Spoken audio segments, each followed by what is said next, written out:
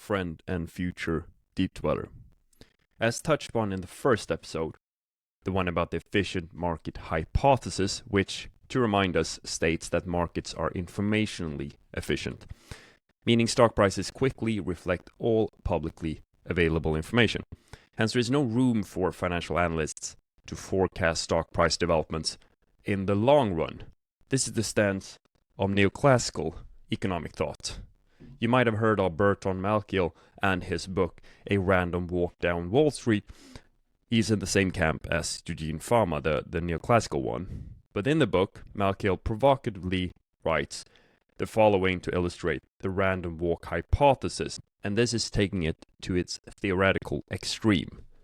Quote, a blindfolded monkey throwing darts at a newspaper's financial pages could select a portfolio that would do just as well as one carefully selected by experts. Unquote. In other words, stock picking, active fund management, and forecasting perform no better than pure chance. The only way, according to neoclassical economics, to predict stock price development would be if a market actor had access to private information that is not available to any market participant. And if that is the case, one would assume that a financial analyst would not be able to obtain such information on a continuous basis in the long run. Hence, predicting market developments or individual stock movements is, by these assumptions, not possible.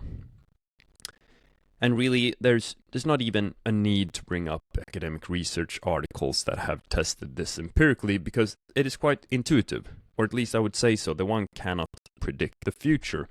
Most of who have followed economic or financial news for some time can probably recall several instances where they got it wrong. But just for the sake of it, let us mention a few. Studies by Working in 1934, Kendall in 1953, and Osborne in 1959, all concluded that on average, financial analysts are largely unable to outperform the market. And there are, studies after studies showing that active fund managers underperform their benchmarks. For example, one such study showed that only 23% of active funds outperformed their passive counterparts over the period from 2010 to 2020. And there are, of course, many other studies to be found that reach the same conclusion on different time horizons. So market forecasting is problematic, both from an economic theory perspective and from an empirically tested perspective. So over time, criticism against the neoclassical school of thought grew into the creation of the field of behavioral economics. Think Kahneman and Tversky. So this field examines the heuristics and cognitive biases that prevent economic actors from behaving in a fully rational way. I touched on some of the most common mental shortcuts that get in the way of making rational or good decisions in the prior episode, What Makes a Good Decision. From this foundation, the field or subfield of behavioral finance develops. So behavioral finance then looks specifically at economic actors' behavior in a financial market context. So the same biases, overconfidence, overoptimism, confirmation bias, cognitive dissonance, to mention a few, can of course be observed when studying financial analysts and their attempts to forecast market developments. But being aware that these biases exist does not help legitimize the market practice of forecasting, simply because in a biased market, so where everyone is biased, it is not really helpful to be the only unbiased one. Market prices will reflect the biases of the crowd, not the objectivity of the individual, right? So the idea of knowing the biases, adjusting for them, and then forecasting some unbiased future price becomes a bit illogical. You are starting from the assumption that current prices are distorted by psychology and noise, but then expect that future prices will somehow align with your clean, rational estimate. Why would that be the case? So it is a bit of a conundrum. So financial analysts will often say current prices are driven by manipulation, herding, fear, and psychology, but they can still forecast future prices based only on fact-based estimations. So again, the field of behavior finance does also not, unfortunately, justify the existence of financial analysis. Perhaps there are professions in which expertise is simply not possible. Stock picking might be a good example where experts are no better than a dice throwing monkey, and those are not my words, but Daniel Kahneman's. And this brings us to another alternative to neoclassical economics, new institutional economics.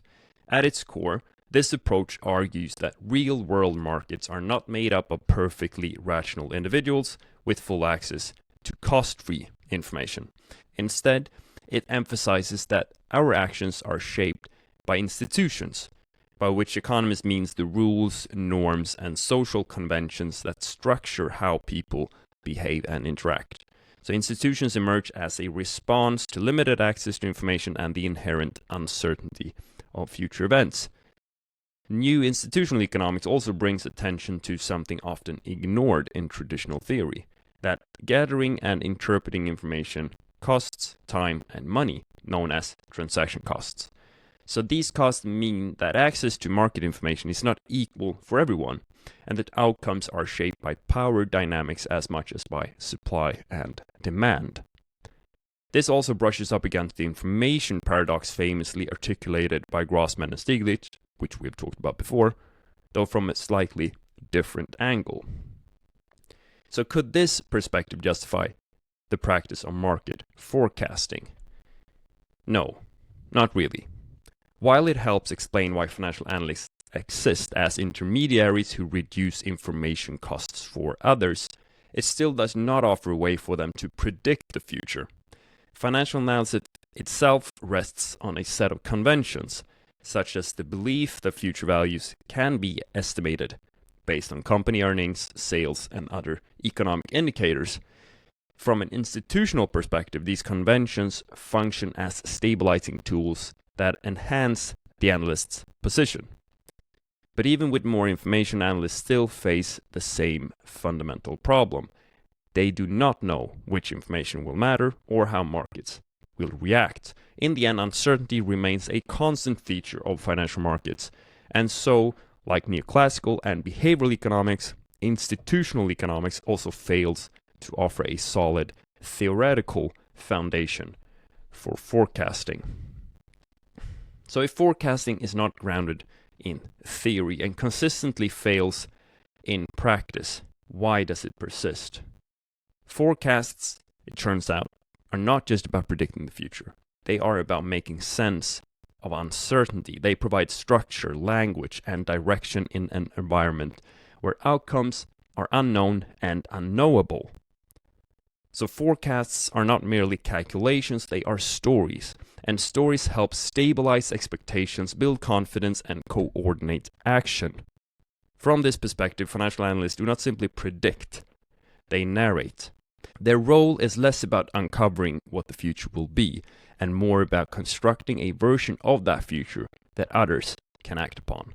Their value lie less in theoretical or empirical precision and more in how well they organize information into a compelling and actionable story. In a world that demands decisions under uncertainty, storytelling becomes a way to cope, to communicate, and to construct a shared sense of what might come next, even if that imagined future never arrives.